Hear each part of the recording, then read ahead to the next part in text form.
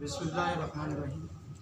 हमें अपनी लोकल ज़बानों को, कौमी ज़बान को फ़रोग़ देना चाहिए। अक्सर ऐसा होता है अदालतों में जज और वकील अंग्रेज़ी में बात कर रहे होते हैं और जिसकी ज़िंदगी का मसला होता है, जिसका मुद्दा होता है, उसको पता नहीं होता है जज क्या कह रहा है, मेरे तकदीर के बारे में क्या फ़ैसला किया जा रहा है, मेरे मुक़द्दर के बारे में, ना उसको अपने वकील का पता होता कि मेरा वकील क्या कह रहा है। ऐसा नहीं होना चाहिए। उर्दू ज़बान में बातचीत होनी चाहिए, कौमी ज़बान में। दूसरा, मज़ाहिया शायर अनवर मसूद साहब से किसी ने पूछा आपकी कोई ज़िंदगी की दरीना ख्वाहिश है? उन्होंने कहा जी बिल्कुल ज़रूर है। क्योंकि फरमाइए क्या है?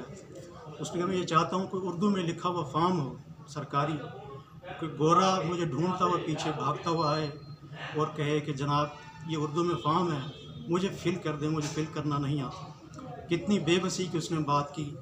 मुल्क हमारा है, वतन हमारा है, इदारे हमारे हैं, लेकिन ज़बान अब तक गैर की चल रही है।